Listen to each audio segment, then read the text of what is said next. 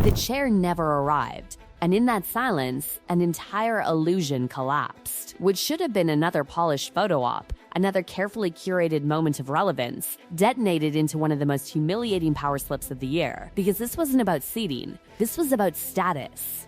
And in one brutal wordless exchange, the message was delivered with surgical precision. You don't outrank this room anymore. The room was elite. New York elite. The kind of room where influence isn't inherited, it's calculated. Where power is quiet, money whispers and reputations are weighed like currency. No red carpets, no royal deference, just cold, calibrated hierarchy. And into that space walked Meghan, unannounced, uninvited, and reportedly expecting the world to bend. Because for years it always had. Sources say her arrival wasn't on the original list, not penciled in, not anticipated, not wanted. Yet somehow, at the very last minute, her team pushed. Names were dropped. Importance was implied.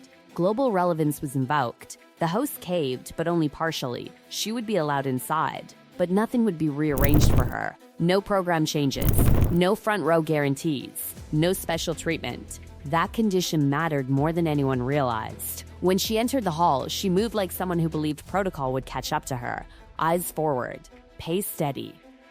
Expectation baked into every step. Her aide gestured toward the front row, toward a seat reserved for a powerful figure temporarily absent. A moment, just a moment, that's all it would take. Chairs shift all the time, right? Wrong. An event coordinator intervened, calm, controlled, polite but immovable. That seat was taken. Alternatives could be arranged elsewhere. That's when the air changed. Witnesses describe a pause so sharp it cut the room in half. Meghan didn't move. She didn't step aside. She didn't accept the alternative. She stood there, smiling tightly, waiting for reality to correct itself. It didn't. No chair appeared. No staff scrambled. No VIP was displaced. Minutes passed. Conversations resumed. People sat. Programs continued, and Meghan remained standing, visible, isolated, unmistakably out of place. In elite spaces, humiliation isn't loud, it's quiet. And this was deafening, because this wasn't an accident. According to multiple insiders, staff had been instructed in advance, integrate her presence, but do not elevate it. Do not disrupt the hierarchy. Do not create a scene, and the most ruthless way to enforce hierarchy is to do nothing at all. The symbolism was savage. A woman who walked away from royal duty, yet still expected royal deference, was reminded in real time that titles don't travel. Not here. Not in this economy of power. Eventually, after what sources describe as an excruciating stretch of time, she was guided toward a less prominent seat. No apology, no acknowledgement. Just quiet relocation. Damage already done. And everyone in that room understood exactly what had happened. Because this wasn't about logistics. This was about fatigue. Fatigue with the narrative. Fatigue with the grievances. Fatigue with the expectation that every space must bend to accommodate a story that has already been told, sold, streamed, and monetized. Behind the scenes, whispers had already been circulating. Deals drying up, projects stalling, invitations thinning, the Spotify collapse, the Netflix silence, the slow recalibration of Hollywood enthusiasm into something colder, more transactional. This moment didn't come out of nowhere. It was the physical manifestation of a shift that had been building for years. She misread the room, one insider reportedly said. She thought the titles still did the work for her. In New York's philanthropic power circles, titles are trivia. What matters is impact, endowments, long-term commitment, measurable results.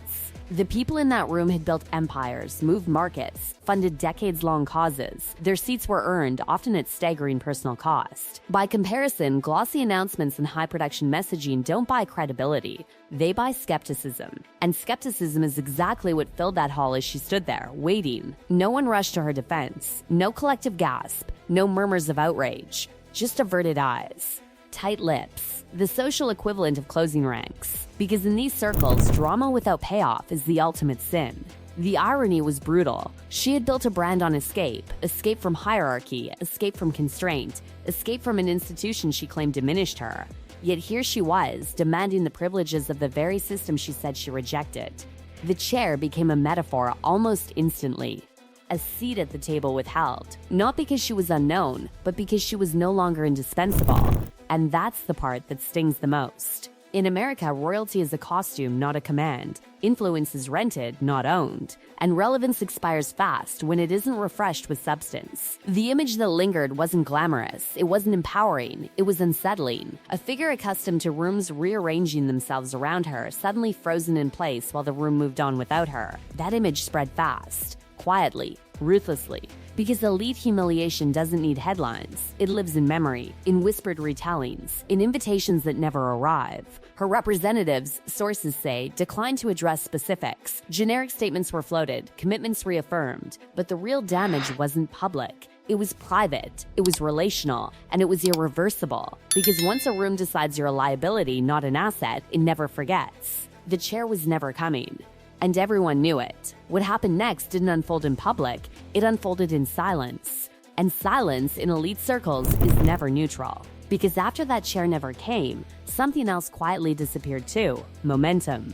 The room moved on, but the message lingered. Invitations that once arrived effortlessly began slowing down. Calls stopped being returned with urgency. Meetings were suddenly pushed to next quarter. Smiles stayed polite, but warmth drained out of them. The shift wasn't dramatic, it was administrative, and that made it far more lethal. This was the recalibration moment. For years, her presence alone had been treated as value. Cameras followed, headlines bloomed, panels reshaped themselves to accommodate her narrative. But narratives, like currency, inflate.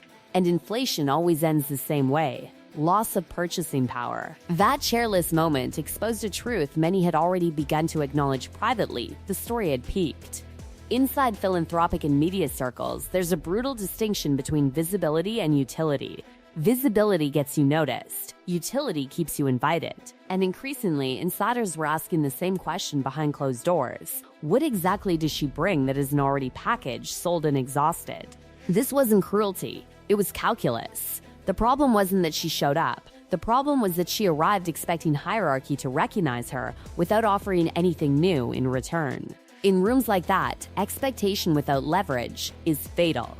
Everyone there had paid for their seat, financially, politically, reputationally. Some with decades of consistency, some with billion-dollar commitments, some with blood and bone sacrifice to causes that outlived headlines. Standing there waiting, she wasn't being punished. She was being evaluated, and she failed the test. What stung wasn't the lack of accommodation, it was the lack of reaction. No scrambling, no apology, no visible discomfort from the room itself, just indifference. The most devastating response possible, because indifference signals one thing only: replaceability.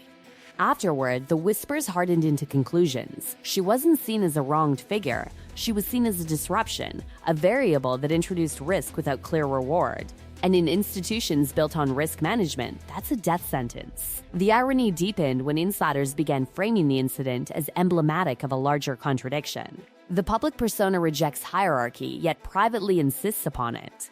The messaging champions equality, while the expectation demands exception. That disconnect had become impossible to ignore. And the chair became legend, not because it was denied, but because it was withheld deliberately. A quiet reminder that access is conditional, that relevance must be renewed, that power, once assumed, must now be proven again and again without leaning on inherited symbolism.